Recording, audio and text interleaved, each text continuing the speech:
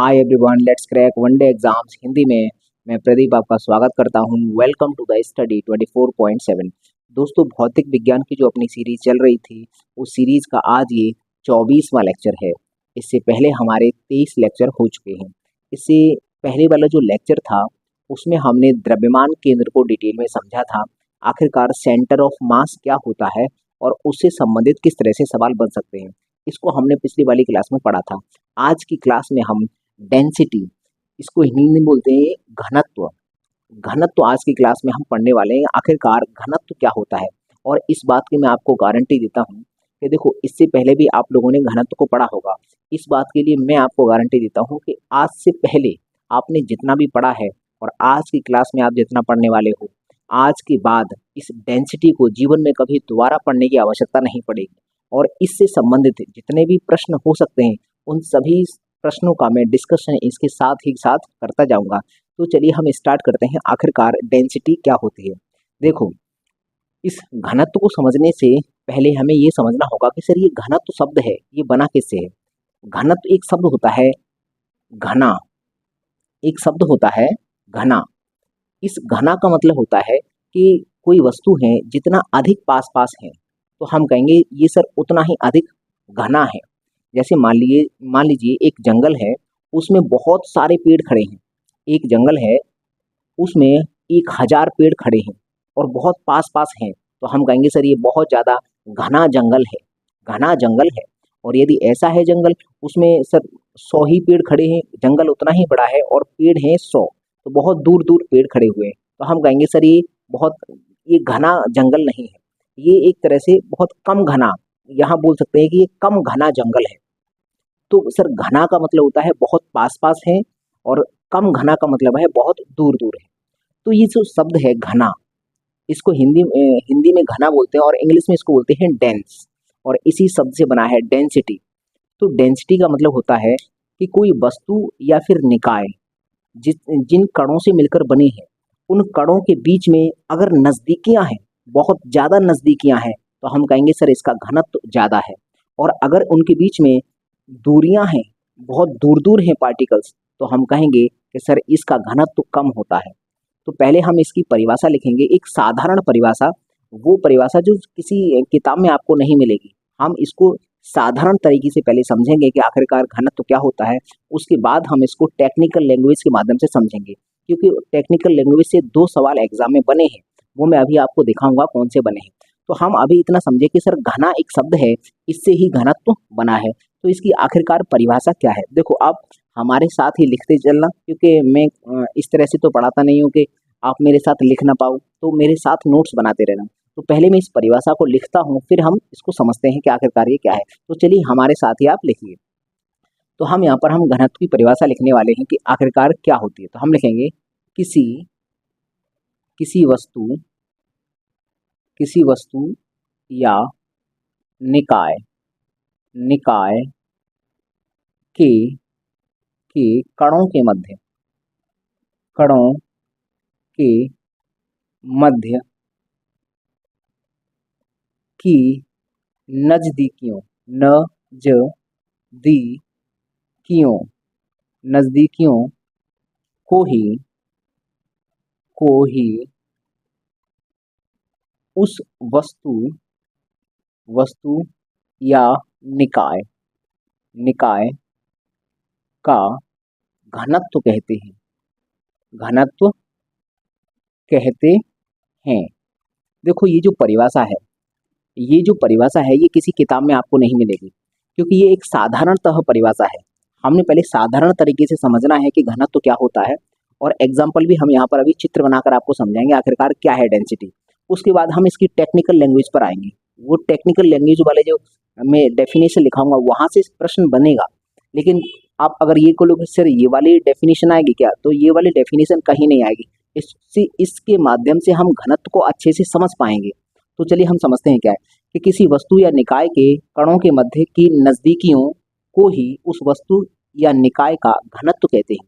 जैसे हम एक एग्जाम्पल लेते हैं आपके सामने, एग्जाम्पल से समझेंगे आखिरकार ये डेफिनेशन है क्या। हमारे पास ये एक रूम है, इसका नाम है ए रूम है। और इतना ही बड़ा एक और रूम है, उसका हमने नाम रखा है बी।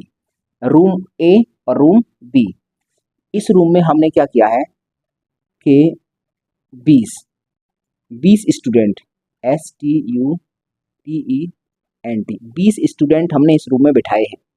और इस वाले रूम में हमने बिठाए हैं 50 स्टूडेंट्स, STUDENT स्टूडेंट। हमने देखो ये रूम और ये रूम दोनों के दोनों का जो एरिया है वो बराबर है। सर लंबाई चौड़ाई इसकी और इसकी लंबाई चौड़ाई बराबर है, तो ये दोनों रूम तो बराबर हैं। लेकिन इन रूम में हमने जो स्टूडेंट भेजे हैं, इस वाले में हमने 20 स्टूडेंट बिठाए हैं और इस वाले में हमने 50 बिठाए हैं। तो आप हमको बताओ सर कहाँ पर बहुत पास पास होंगे, छात्रों के बीच में नज़दीकियाँ कहाँ पर होंगी? सर ये वाला जो रूम है, सर यहाँ पर छात्र बहुत पास पास बैठे होंगे क्योंकि 50 बैठे हैं। इतना ही एरिया है लेकिन 50 हैं, और इतना ही एरिया है, इसी के बराबर एरिया ये है, इसमें 20 हैं। तो सर यहाँ पर छात्रों के बीच में थोड़ी दूरियां होंगी, यहाँ पर छात्र दूर दूर बैठे होंगे और यहाँ पर पास पास बैठे होंगे। तो हम कहेंगे सर इसका घनत्व तो ज़्यादा है। अगर हम बात करेंगे सर इसमें किस तरह से बैठे होंगे, मान लीजिए ये छात्र हैं, तो ये 4 छात्र हैं, इनके बीच में ये डिस्टेंस रहेगी। सर ये इतनी डिस्टेंस पर हैं, तो अभी इनके बीच में देखा जाएगा तो दूरियां हैं। लेकिन अगर इस वाले में देखा जाएगा तो ये इतनी दूरी पर नहीं रहेंगे। होगा क्या कि ये थोड़े से पास में होंगे, इसकी अपेक्षा पास में होंगे। इनके बीच की जो दूरियां होंगी वो इसकी अपेक्षा कम है। इसका मतलब ये जो रूम है, इस रूम में बहुत पास पास बैठाने पड़ेंगे और इस रूम में थोड़ा सा दूर दूर हम बैठा सकते हैं क्योंकि छात्र 20 हैं। तो इसका मतलब सर यहाँ का घनत्व तो ज़्यादा होगा, ज़्यादा घने होंगे, और यहाँ पर घनत्व तो कम होगा। तो हम एक बात इस एग्जाम्पल से समझे सर घनत्व तो कहाँ पर कम है और कहाँ ज़्यादा है। सर यहाँ ज़्यादा होगा, यहाँ पर कम होगा। एक और हम एग्जाम्पल समझते हैं, एक और समझते हैं। जैसे हमने आपसे बोला कि सर एक रंग कार्यक्रम हमारे पास 2 पंडाल हैं, 2 पंडाल लगे हुए हैं। एक पंडाल में रंगारंग कार्यक्रम हो रहा है। रंगारंग कार्यक्रम का मतलब है कि कुछ नर्तिकाएं आई हैं और वो अपना नृत्य प्रस्तुत करेंगी। उनके नृत्य को देखने के लिए लोग इकट्ठे होंगे, तो वो है रंगारंग कार्यक्रम। और दूसरा है हमारा भजन कीर्तन। एक और पंडाल है, उस पंडाल में क्या है, भजन कीर्तन होने वाला है। कुछ भजन कीर्तन करने वाले संत महात्मा आए हैं, वो भजन कीर्तन करेंगे। तो एक पंडाल ये है और उतना ही बड़ा पंडाल एक ये है। 2 पंडाल हैं। एक पंडाल में रंगारंग कार्यक्रम प्रस्तुत होने वाला है और एक पंडाल में भजन कीर्तन होने वाला है। तो आप हमको खुद बताइए सर कहाँ, मतलब कौन सा पंडाल है जिसमें लोगों की भीड़ ज़्यादा होगी, कहाँ ज़्यादा आ जाएंगे, घनत्व तो कहाँ ज़्यादा रहेगा। तो हम देखेंगे कि सर यहाँ पर देखो, अब आप यहाँ पर क्या है कि अपने अनुसार इस सवाल का जवाब बताएंगे। किसी का इंटरेस्ट अगर रंगारंग कार्यक्रम में है तो वो यहाँ जाएगा, किसी का इंटरेस्ट भजन कीर्तन में है तो वो यहाँ जाएगा। तो कुल मिलाकर ये डिपेंड करता है वहाँ की जनता पर कि जनता आखिरकार ये पसंद कर रही है या ये पसंद कर रही है। मान लीजिए देखो, हम ये क्यों माने कि सर रंगारंग कार्यक्रम ही लोग ज़्यादा देखेंगे। हम तो सर ये मानते हैं कि अगर यहाँ 50 लोग गए हैं तो यहाँ पर सर 75 लोग चले गए हैं। अगर हमने देखो, बहुत से लोग ये मानेंगे सर रंगारंग कार्यक्रम में जाएंगे, तो ऐसा नहीं है। अपनी मन स्थिति को सुधारो और हम भजन कीर्तन में जाएंगे। ठीक है भाई, भजन कीर्तन करेंगे। तो हमने माना कि भजन कीर्तन वाले पंडाल में 75 लोग पहुंच गए और यहाँ रंगारंग कार्यक्रम में मात्र 50 लोग हैं। तो आप हमको बताइए सर कहाँ डेंसिटी ज़्यादा होगी। और सर यहाँ भीड़ ज़्यादा है तो सर घनत्व तो यहीं ज़्यादा होगा। अगर हम घनत्व डी से व्यक्त करते हैं, सर यहाँ घनत्व ज़्यादा होगा और यहाँ इसकी अपेक्षा सर यहाँ घनत्व कम होगा, क्योंकि पंडाल का जो एरिया है वो दोनों जगह बराबर है, लेकिन एक जगह पर 50 हैं तो दूसरी जगह पर 75 हैं। तो हम समझ में आया सर यहाँ ज़्यादा घने घने लोग होंगे, इसका मतलब सर घनत्व यहाँ ज़्यादा होगा, यहाँ कम होगा। एक एग्जाम्पल और हम समझते हैं। चलो हम 2 एग्जाम्पल से समझ गए कि सर ये है। एक और हमारे पास एग्जाम्पल है, जैसे मान लीजिए मैं यहाँ पर कुछ डायग्राम बना रहा हूँ। आप बस देखना है डायग्राम को और देखकर बताना है कि किस जगह पर घनत्व ज़्यादा है और किस जगह पर घनत्व कम है। ये देखो, एक हमारे पास इनका जो एरिया है वो बराबर है, इसका एरिया बराबर है, और इसके बीच में इसके जो पार्टिकल्स हैं उनके मध्य,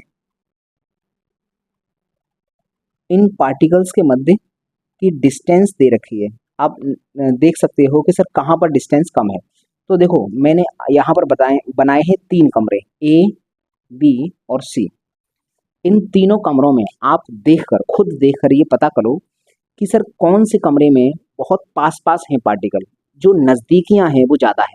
नज़दीकी सर यहाँ ज़्यादा है, कणों के मध्य में जो नज़दीकियाँ वो सर यहाँ ज़्यादा है।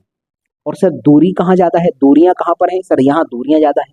तो अगर हम डेंसिटी की बात करते हैं सर, इसका डेंसिटी डी ए होगा, इसका डेंसिटी डी बी होगा और इसका डेंसिटी डी सी होगा। हमने ये इनका डेंसिटी माना है। तो आप इसको देखकर बता सकते हो कि घनत्व कहाँ ज़्यादा है। हम कहेंगे सर यहाँ घनत्व इन तीनों में सबसे कम है, तो इससे ज़्यादा ये है, मतलब इससे घनत्व ज़्यादा ये ज़्यादा पास पास है इसकी अपेक्षा, और इससे भी ज़्यादा यहाँ पर है, तो इससे भी ये। तो हम चित्र देखकर, हम डायग्राम देखकर भी हम समझ जाते हैं कि सर कहाँ पर घनत्व ज़्यादा है और कहाँ कम है।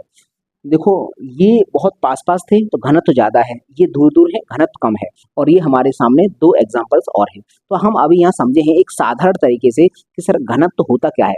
घनत्व क्या है, पदार्थों के कणों के मध्य में जितनी अधिक नज़दीकियाँ होंगी, जितना अधिक पास पास होंगे सर घनत्व उतना ही ज़्यादा होगा, और सर उनके मध्य में अगर दूरियाँ ज़्यादा होंगी, दूर दूर होंगे, तो उतना ही घनत्व उनका कम होगा।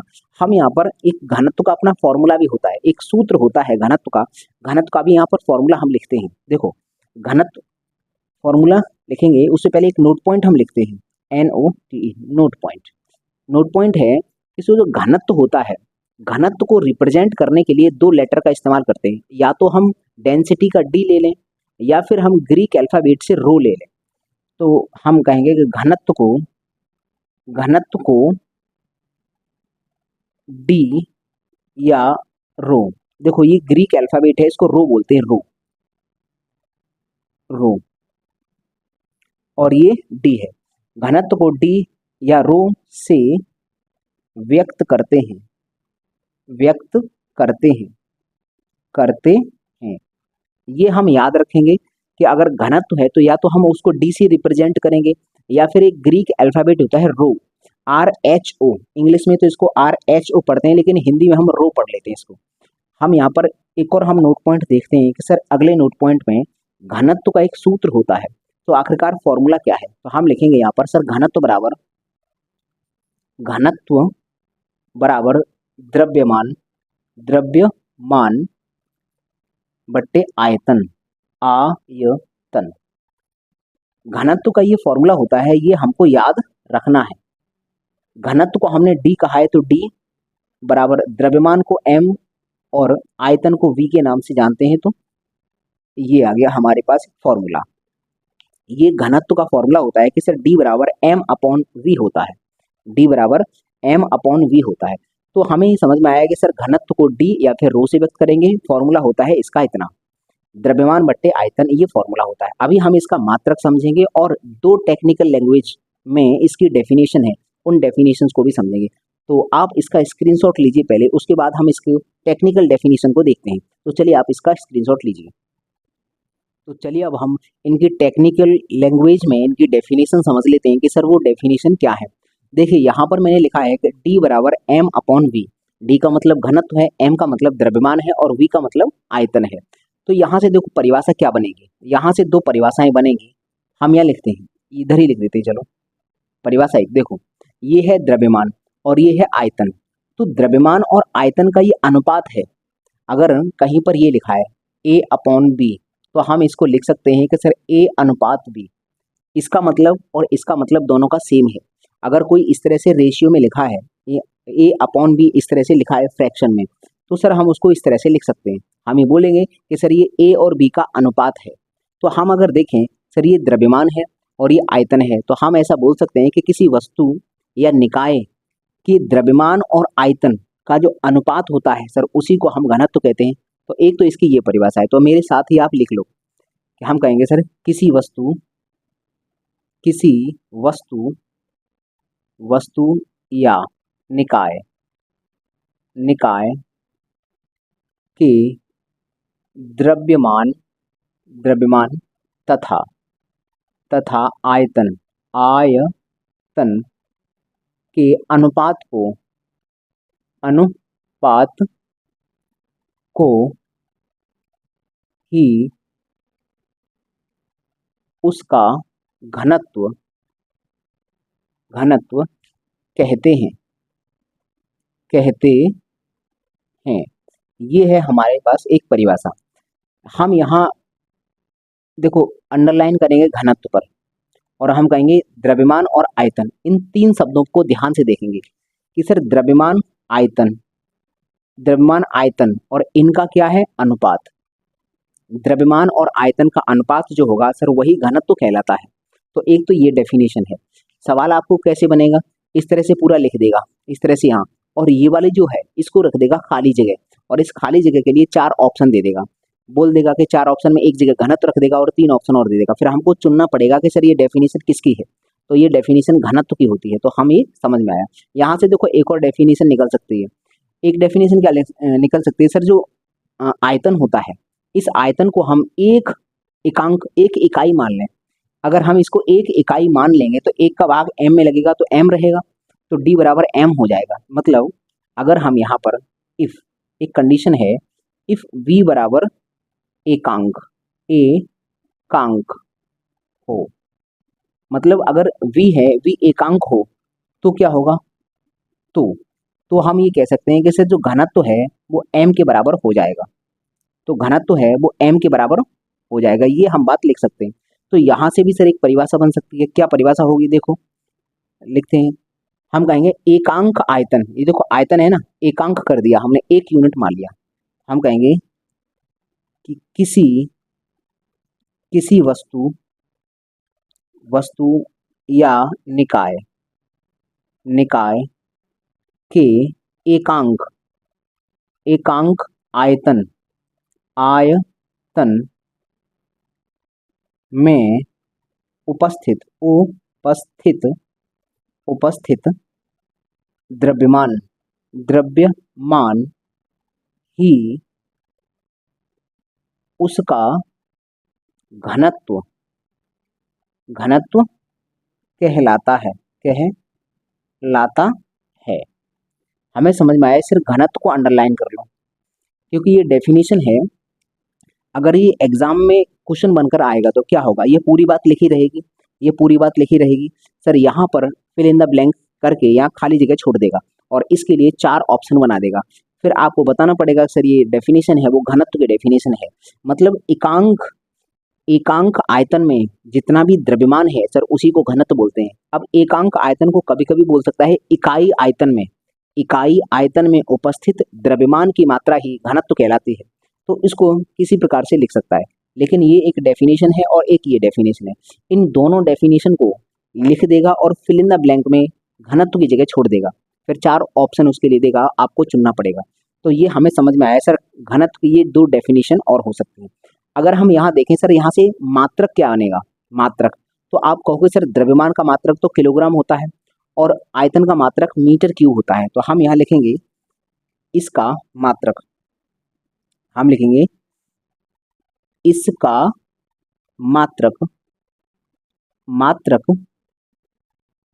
किलोग्राम प्रति मीटर क्यूब या ग्राम प्रति सेंटीमीटर क्यूब होता है। ये क्यूब है, 3 घात है, इसको भी 3 लिखो है, 3 साफ ये है। देखो इसका जो मात्रक है किलोग्राम प्रति मीटर क्यूब या फिर ग्राम प्रति सेंटीमीटर क्यूब होता है। ये MKS में है, MKS या फिर SI में है, और ये वाला हमारा CGS पद्धति में है। तो ये तो इसका मात्रक हो गया। अगला एक और एग्जाम्पल है, एक और पॉइंट है कि सर ये जो है ये एक कैसी राशि है, तो हम कहेंगे सर ये एक अदिश राशि होती है। और इसका बिमी सूत्र क्या होता है, तो देखो बिमी सूत्र हम यहाँ से निकाल सकते हैं। हम लिखेंगे पहले यह एक अदिश राशि है, अदिश राशि होती है। एक लास्ट पॉइंट और इसमें हम ये लिखेंगे कि सर ये जो इसका बिमी शॉर्टकट में बिमी सूत्र मैंने यहाँ पर देखो बिमी को शॉर्टकट में ऐसे लिख दिया है, बिमी सूत्र। तो बिमी सूत्र क्या होगा, देखो किलोग्राम का बिमी सूत्र मतलब एम होता है, ये मास है, और इसका एल होता है, तो नीचे आ जाएगा एल की घात 3, और ये बड़े कोष्टक में बंद होते हैं दोनों। तो अगर हम इसको सॉल्व करेंगे तो ये हो जाएगा एम एल की पावर माइनस का 3, ये है, ये इसका बिमी सूत्र है। तो हमें यहाँ से समझ में आया कि सर घनत्व का जो मात्रक होता है वो सर एम के एस में किलोग्राम प्रति मीटर क्यूब होता है, और सीजीएस में ग्राम प्रति सेंटीमीटर क्यूब होता है। अगला कि सर यह एक अदिश राशि है, ये भी हम जानते हैं। दूसरा कि सर ये जो इसका बिमी सूत्र है, बिमी सूत्र M L minus 3, M L की पावर -3, ये होता है इसका बिमी सूत्र। अब हम यहाँ से एक बात और समझेंगे कि सर ये किलोग्राम प्रति मीटर क्यूब है, अगर हमें इसको ग्राम प्रति सेंटीमीटर क्यूब में बदलना होगा तो क्या करना पड़ेगा। तो हम एक नोट पॉइंट यहाँ समझेंगे, यहाँ से एक नोट पॉइंट हम समझ लेंगे NOTE कि किलोग्राम किलोग्राम प्रति मीटर क्यूब, ये जो किलोग्राम प्रति मीटर क्यूब है इसको ग्राम प्रति सेंटीमीटर क्यूब में बदल के देखो जरा कितना होगा। देखो अगर इसके आगे कुछ नहीं है तो मैं 1 लिख सकता हूँ, इसके भी आगे कुछ नहीं है तो मैं 1 लिख सकता हूँ, ठीक है भाई 1 लिख दिया हमने। और थोड़ा सा आगे बढ़ाओ, 1 किलोग्राम को, 1 किलोग्राम में कितना ग्राम होता है ये हम सब जानते हैं सर, 1000 ग्राम होता है, तो लिख दो, हमने लिखा सर 1000 ग्राम, 1000 ग्राम अपॉन 1 मीटर में, 1 मीटर में कितने सेंटीमीटर होते हैं, तो आप कहोगे सर 100 सेंटीमीटर, तो हमें लिख देंगे 100 सेंटीमीटर। और ये क्यूब है, ये क्यूब सर पूरे पर लगेगा, क्यूब पूरे पर लगेगा। तुम कहोगे सर पूरे पे कहाँ, एक पर कहाँ था, तो हम यहाँ पर एक पर क्यूब लगा लेंगे अपने तरफ से, क्योंकि एक का क्यूब करो चाहे स्क्वायर करो एक ही रहता है। फिर इन दोनों पर क्यूब है तो हमने होल क्यूब लगा दिया, 1 मीटर का होल क्यूब लगा दिया, और 1 मीटर को सेंटीमीटर में बदलेंगे तो 100 सेंटीमीटर होता है, तो वो हमने रखा है ऊपर क्यूब है। अब इसको जरा सॉल्व करके देखो, इसको अगर सॉल्व करेंगे तो ऊपर तो 1000 रहेगा, 1000 ग्राम, ये 3 घात है तो 3 घात सेंटीमीटर को भी मिलेगा और इस 100 को भी मिलेगा। जब 100 को मिलेगा तो 100 पर 3 घात का मतलब है 6 जीरो, इसका मतलब 6 जीरो ये हो गई 6, 3 और 3 6, और ये सेंटीमीटर है, सेंटीमीटर क्यूब। तो ये देखो ग्राम पर सेंटीमीटर क्यूब आ गया, बस इसको सॉल्व करना है।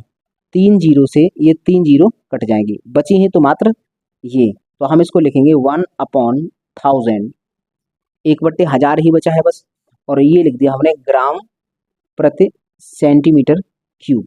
और ये चल क्या रहा था, किलोग्राम प्रति मीटर क्यूब, इसका मतलब ये है 1 किलोग्राम प्रति मीटर क्यूब को अगर हमें ग्राम प्रति सेंटीमीटर क्यूब में बदलना होगा तो उस संख्या में 1/100 का मल्टीप्लाई करना होगा।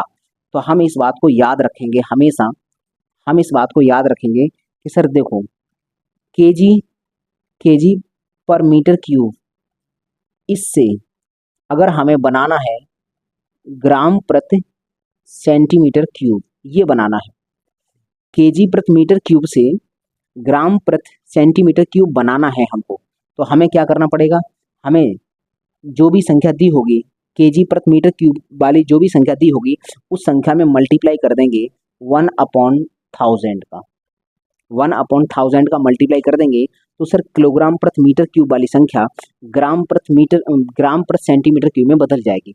अगर इसका उल्टा हम सोचें तो सर ग्राम प्रति सेंटीमीटर क्यूब में अगर वैल्यू दी है और हमें बतानी है किलोग्राम प्रति मीटर क्यूब में, तो क्या करेंगे, तो सर इसके उल्टे का 1/1000 का उल्टा क्या होता है, 1000 होता है, तो 1000 का गुणा कर देंगे, तो ये हम डायरेक्ट याद रखेंगे। देखो इसके बाद कुछ वस्तुएं हैं, इनके घनत्व को हमको याद रखना है, तो पहले आप इसका स्क्रीनशॉट लीजिए, उसके बाद में कुछ महत्वपूर्ण वस्तुओं के घनत्व को हमें समझना है और एक नोट पॉइंट है वो भी हमें समझना है। अभी इसमें बहुत कुछ डेटा बचा हुआ है, तो पहले आप इसका स्क्रीनशॉट लीजिए। तो चलिए अब हम घनत्व के मात्रक को एक बार और समझ लेते हैं कि आखिरकार उसके माध्यम से हम किसी भी इन मात्रकों की सहायता से हम किसी भी द्रव का या किसी पदार्थ का घनत्व कैसे माप सकते हैं। देखिए ये है किलोग्राम प्रति मीटर क्यूब। प्रति मीटर क्यूब का मतलब क्या है कि 1 मीटर लंबा, 1 मीटर चौड़ा और 1 मीटर ऊंचा, इतना बड़ा हम बॉक्स बनाएं और फिर उसमें पानी भरें। ये मान लो 1 मीटर लंबाई, 1 मीटर चौड़ाई और 1 मीटर ऊंचाई का ये बॉक्स है, और इस बॉक्स में अगर हम पानी भर देंगे तो जितना भी पानी इसमें बन जाएगा, जितने भी किलोग्राम पानी बन जाएगा, वही उतने ही किलोग्राम प्रति मीटर क्यूब उसकी डेंसिटी होगी। जैसे मान लीजिए कि हम याद है सर, जो जल का घनत्व होता है वो 1000 होता है। 1000 का मतलब है 1000 किलोग्राम प्रति मीटर क्यूब होता है, ये हमको रटा हुआ है। तो इसका मतलब क्या है कि सर, अगर हम 1 मीटर लंबा, 1 मीटर चौड़ा और 1 मीटर ऊंचा एक बॉक्स बनाएंगे, और अगर इसमें हम पानी भरने की कोशिश करेंगे H2O, अगर हम इसमें H2O पानी भरेंगे तो कितना बनेगा? इसमें बनेगा 1000 लीटर बन जाएगा, 1000 लीटर पानी बन जाएगा इसमें। तो हम कहेंगे सर, ये जो अगर अगर हम इसमें जल भरने का प्रयास करेंगे तो 1000 लीटर या 1000 किलोग्राम पानी बन जाएगा। तो हम ये बोल सकते हैं कि सर, ये है 1 मीटर लंबा, 1 मीटर चौड़ा, 1 मीटर ऊंचा, तो इसका वॉल्यूम होगा 1 मीटर क्यूब। तो हम ये बोल सकते हैं कि सर, 1 मीटर क्यूब में कितना पानी बना? 1000 किलोग्राम। तो हम इसी को लिख सकते हैं 1000 किलोग्राम प्रति मीटर क्यूब। तो ये जो होता है ये जल का घनत्व है, जल की ये डेंसिटी होती है 1000 किलोग्राम प्रति मीटर क्यूब। देखो इसकी एग्जैक्ट डेंसिटी कितनी होती है? 999.998 इतनी होती है जल की। लेकिन इस चीज को लगभग 1000 माना जाता है। जल के घनत्व किस तरह से बदलते हैं वो तो मैं आगे नोट पॉइंट में समझाऊंगा। अभी आप लगभग में इसका मान याद रखो कि सर, जल का जो घनत्व होता है वो 1000 किलोग्राम प्रति मीटर क्यूब होता है। तो ये हम आगे समझेंगे कि सर ये कितना होता है। अगर हम सर सीजीएस पद्धति की बात करें, सर सीजीएस में ग्राम पर सेंटीमीटर क्यूब होता है। तो सीजीएस पद्धति का मतलब है सर, 1 सेंटीमीटर लंबाई और 1 सेंटीमीटर चौड़ाई और 1 सेंटीमीटर ऊंचाई, इसका अगर हम एक बॉक्स बनाते हैं और इसमें हम अगर पानी भरते हैं, इसमें अगर हम पानी भर देते तो जितना भी पानी पानी क्या, जिस भी लिक्विड का या किसी पदार्थ का हम घनत्व निकालना चाहते हैं उसको हम इसमें भरेंगे। कोई सॉलिड है तो उसको पिघलाकर भरेंगे, लिक्विड है तो सीधा सीधा भर देंगे। तो जितना भी इसमें बन जाएगा उतने ही ग्राम प्रति सेंटीमीटर क्यूब उसका घनत्व हो जाएगा। इसका मतलब ये है कि ये छोटा सा बॉक्स है, इसमें जितना भी पदार्थ बनेगा वो उसका घनत्व कहलाएगा, और इसमें जितना भी पदार्थ बनेगा वो इसका घनत्व कहलाएगा। ये एमकेएस में है तो ये सीजीएस में है। अगर हम बात करें सर, ये जो जल का है, जल का अगर हम जल की बात करें कि जल एमकेएस में तो 1000 किलोग्राम प्रति मीटर क्यूब है। सीजीएस में बात करें सर कितना बनेगा, तो इस बात को याद रखो कि सर 1 सेंटीमीटर 1 सेंटीमीटर 1 सेंटीमीटर ये है, तो इसमें कितना पानी बन जाएगा? तो 1 ग्राम बनेगा, एक ग्राम पानी इसमें बन जाएगा। तो हम कहेंगे 1 ग्राम अपॉन सेंटीमीटर क्यूब। तो हम ये लिख सकते हैं कि सर, कि जो जल का जो घनत्व है ग्राम सेंटीमीटर क्यूब में अगर लिखना चाहेंगे तो 1 ग्राम सेंटीमीटर क्यूब होता है। और अगर हम इसको किलोग्राम प्रति मीटर क्यूब में लिखना चाहेंगे तो 1000 किलोग्राम प्रति मीटर क्यूब होता है। ये हमको याद रहे। तो हम यहाँ समझे कि सर, हम घनत्व निकाल सकते हैं इस तरह से भी। घनत्व अगर किसी का जानना हो तो सर इस वाले बॉक्स में भर देंगे, उसको जितना भी बनेगा सर इसका घनत्व हो जाएगा एमकेएस में। अगर इस वाले बॉक्स को भर देंगे, जितना भी इसमें मात्रा बनेगी, जितने की भी ग्राम मात्रा बनेगी, वो इसका घनत्व हो जाएगा सीजीएस पद्धति में। तो ये हम समझे कि सर, किसी चीज का अगर घनत्व निकालना है तो इस तरह से हम निकाल सकते हैं। एक नोट पॉइंट हम यहाँ लिखेंगे, एक नोट पॉइंट, हमें एक नोट पॉइंट याद रहे कि अगर मान लीजिए जिस चीज का घनत्व ज्यादा होता है, दो चीजें हैं, अगर उसमें से एक का घनत्व ज्यादा है एक का कम है, तो ज्यादा घनत्व वाली चीज डूब जाती है, ज्यादा घनत्व वाली चीज डूब जाएगी, और अगर घनत्व कम है तो तैरती है। तो हम यही बात लिखेंगे कि अधिक घनत्व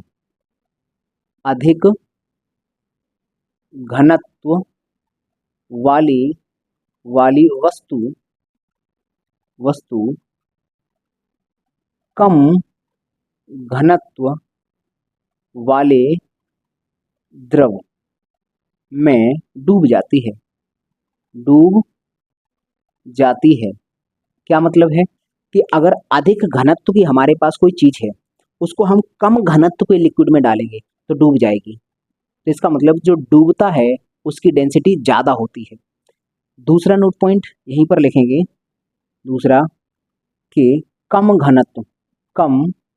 घनत्व वाली वाली वस्तु को अधिक घनत्व वाले द्रव में डाला जाता है तो वो तैरती है, तैरती है। ये दो नोट पॉइंट हमें बहुत ज़्यादा मदद करेंगे आगे क्वेश्चंस में।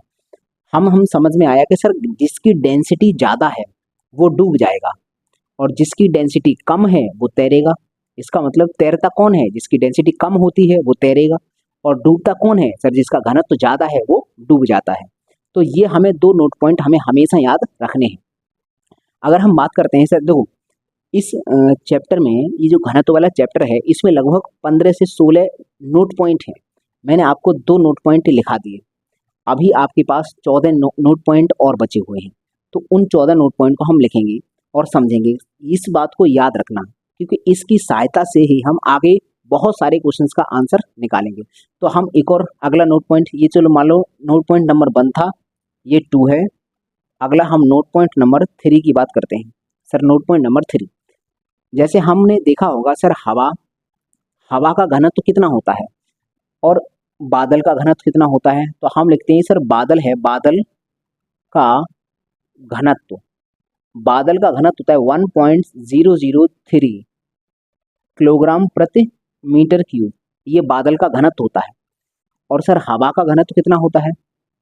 हवा हवा का घनत्व, तो हम जानते हैं सर हवा का घनत्व 1.2 किलोग्राम प्रति मीटर क्यूब होता है। हम जानते हैं कि सर जो बादल का घनत्व होता है 1.003 होता है ये, और हवा का घनत्व कितना होता है सर? 1.2। तो आप हमको ये बताओ सर, ये वैल्यू बड़ी है कि ये वैल्यू बड़ी है? तो सर अगर हम कहेंगे कि सर ये देखो देखा जाएगा तो इसके पीछे 2 जीरो और लगाएंगे तो 1.200 हो गया ये, और ये 1 पॉइंट, ये तो सर 003 है मात्र, ये 200 और ये 3, तो इसका मतलब ये वाली वैल्यू बड़ी है। तो जिसका घनत्व ज़्यादा होता है वो नीचे बैठता है और जिसका घनत्व कम होता है वो ऊपर तैरता है। आपसे सवाल बनेगा ये वाला कि जैसे बादल है, बादल हवा में ऊपर तैरता है, बादल जो हवा में ऊपर तैरते हैं उनके पीछे कारण क्या है? तो हम कहेंगे सर उनका कारण है कम घनत्व। कम घनत्व के कारण बादल हवा में तैरता है।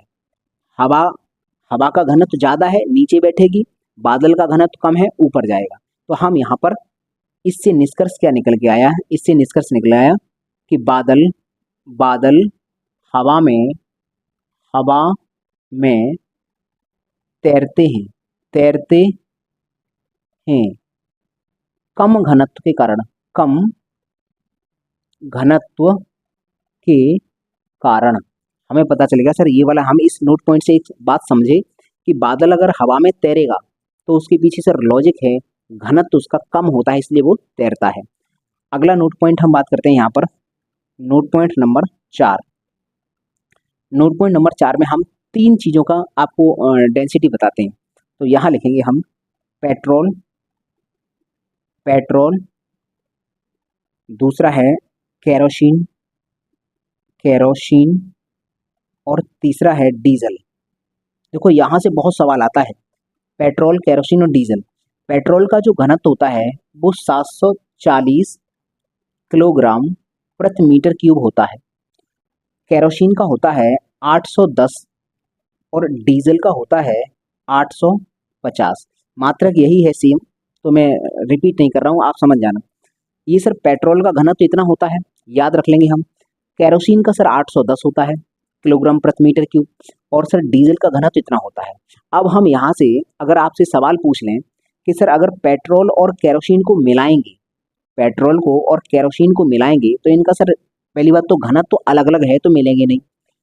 केवल वही चीज मिलती है जिसकी लगभग डेंसिटी समान होती है, वो बहुत जल्दी मिल जाती है, लेकिन डेंसिटी अलग अलग होती है तो उनको मिलाने में थोड़ी सी दिक्कत आती है। और ये तो तेल है, ये तो ऑयल है, तो ऑयल तो वैसे भी नहीं मिलते हैं एक दूसरे में।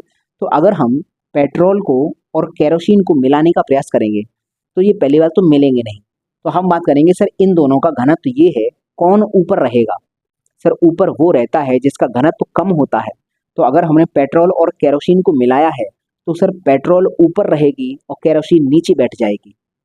अगर हम एक बोतल लेते हैं, एक बोतल लेते हैं और इसमें हम दो चीज़ें भरते हैं, पेट्रोल और केरोसिन, तो इस बात की गारंटी है सर नीचे केरोसिन रहेगा, यहाँ पर केरोसिन रहेगा और ऊपर रहेगा यहाँ रहेगा पेट्रोल। तो यहाँ से एक क्वेश्चन पूछ सकता है। क्वेश्चन क्या बनेगा? क्वेश्चन ये बनेगा कि अगर हम पेट्रोल और केरोसिन को मिलाते हैं तो बताइए ऊपर कौन रहेगा और बताइए नीचे कौन रहेगा। तो सर हम जानते हैं कि सर पेट्रोल का घनत्व कम है तो ये ऊपर रहेगा, क्योंकि कम घनत्व वाला ऊपर रहता है, और सर केरोसिन का घनत्व अधिक है तो सर वो नीचे बैठ जाएगा तली में। तो इन दोनों को मिलाने पर सर ये नीचे रहेगा, ये ऊपर रहेगा। सवाल अगर इन दोनों से बने तो, केरोसिन और डीजल से बने तो, कि सर डीजल को और केरोसिन को मिलाने का प्रयास करेंगे तो सर ऊपर कौन रहेगा? तो हम कहेंगे सर इसका घनत्व कम होता है तो केरोसिन ऊपर रहेगा और डीजल नीचे रहेगा।